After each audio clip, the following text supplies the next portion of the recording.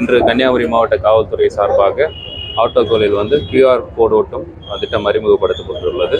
இதன் மூலமாக பெண்கள், குழந்தைகள் மற்றும் முதியோர்களின் பாதுகாப்பை உறுதிப்படுத்தும் விதமாக இந்த QR கோடு உருவாக்கப்பட்டுள்ளது.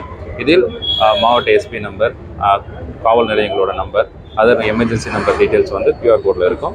அது மட்டும் இல்லாமல் ஒரு மொபைல் ஃபோன் காணாமல் போனால் எப்படி வந்து கம்ப்ளைண்ட் பண்ண அந்த லிங்க் ஆகட்டும், ஆன்லைன் கம்ப்ளைண்ட் கொடுக்கறதாகட்டும், எல்லா விதமான டீட்டெயில்ஸும் ஒரு வாட்டி நீங்கள் QR கோடில் வந்து ஸ்கேன் பண்ணாவே எல்லா விதமான டீட்டெயில்ஸும் உங்களுக்கு ஈஸியாக கிடைச்சிடும். அதன் மூலமாக வந்து ஆட்டோக்களில் பயணம் செய்யும் போது ஏதாச்சும் ஒரு நெருக்கடியான ஒரு இக்கட்டான நிலை ஏற்படும் போது உடனடியாக இந்த QR கோடை வந்து ஸ்கேன் செய்வதன் மூலமாக சம்மந்தப்பட்ட காவல்துறையை வந்து நீங்கள் தொடர்பு கொள்ளலாம்.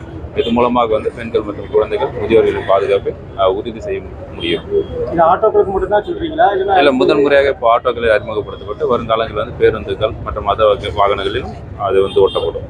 வர்த்தக நிறுவனங்கள், கல்லூரிகள் நிச்சயமாக ஒவ்வொரு பகுதியாக வந்து மற்ற இடங்களிலும் இது ஒட்டுவதற்கான நடவடிக்கை வந்து மாவட்டத்தில் குற்ற செயல்கள் குறைஞ்சிருக்கு. ஆனால் போஸ்கோ கேஸ் மட்டும் கொஞ்சம் அதிகரிச்சிருக்கு. இதுக்கு என்ன இந்த போக்சோ குற்றங்கள் வந்து நீங்கள் டேட்டாஸ் பார்த்தீங்கன்னா நிமிர்னு ஒரு திட்டத்தை அறிமுகப்படுத்தி நம்ம ஒவ்வொரு கிராமங்களும் சென்று இந்த போக்சோ குறித்து வந்து ஒரு அவேர்னஸ் ப்ரோக்ராம் வந்து கண்டக்ட் பண்ணிட்டு வரோம். ப்ளஸ் வந்து இந்த போக்சோனால வந்து நீங்கள் சமீப காலமாக பார்த்துருப்பீங்க, இது வரைக்கும் ஒரு 27 பேருக்கு வந்து போக்சோ குற்றங்கள் பாதிக்கப்பட்டவங்க தண்டனை வாங்கி கொடுத்துருக்கோம். அப்புறமேட்டு வந்து குண்டா சட்டத்தில் வந்து நடவடிக்கை எடுத்துகிட்டு வரோம்.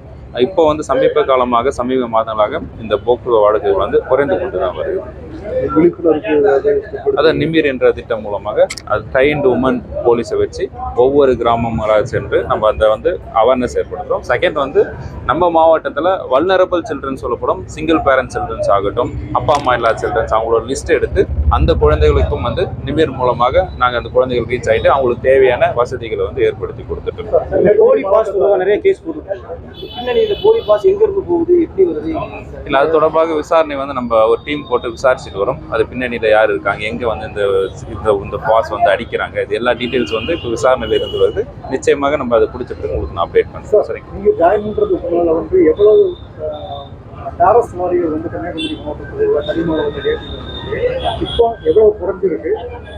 இல்லை, இப்போ பர் டே வந்து எஸ்டர்டே டேட்டாஸ் பார்த்தீங்கன்னா 430 லாரிஸ் வந்து கன்னியாகுமரி டிஸ்ட்ரிக்ட் பார்டர் வந்து கிராஸ் பண்ணியிருக்கு. ஸோ இப்போ தரவுகள் படி அரௌண்ட் வந்து 400 to 500 வந்து நம்ம மாவட்டத்தில் வந்து கிராஸ் பண்ணிட்டு இருக்கு. ப்ரீவியஸாக பார்த்தீங்கன்னா ஒரு அரௌண்ட் 1500-1000 லாரிஸ் கிட்ட போகும். இப்போ நம்ம எல்லா செக் போஸ்ட்லையும் போலீஸ் போட்டு ப்ராப்பராக பர்மிட்டர் பாஸ் இருக்க லாரிஸ் மட்டும் தான் அலோவ் பண்ணுறோம். ஓவர்லோடு இருந்தாலோ இல்லை ஃபேக் பாஸ் இருந்தாலோ கடுமையான நடவடிக்கை எடுத்துகிட்டு வரோம். FIR ரெஜிஸ்டர் பண்ணுறோம், வெஹிக்கிளை வந்து டீடைன் பண்ணுறோம், கான்ஃபிஸ்கேஷனுக்கும் நம்ம வந்து ஃபைல் பண்ணியிருக்கோம். ஸோ இதில் வந்து பெரும்பாலான லாரிகள் பார்த்தீங்கன்னா 4 ways ஒர்க் நடக்கிறதுனால அந்த ஹைவேஸ் ஒர்க்கு போகுது. அதில் வந்து நேஷனல் ஹைவேஸ்ன்னு சொல்லிட்டு ஒரு ஸ்டிக்கர் ஓட்டியிருப்பாங்க. அதர் தட் வந்து வித்தவுட் பாஸ் எல்லாமே வந்து ப்ராப்பராக வந்து ஃபாலோ பண்ணி, அப்படி வித்தவுட் பாஸ் ஓவர்லோடு வயலேஷன் இருந்தால் நிச்சயமாக வந்து அவங்க மேலே வந்து கடுமையான நடவடிக்கை எடுக்கணும்னு மாற்றிட்டு இருக்காங்க.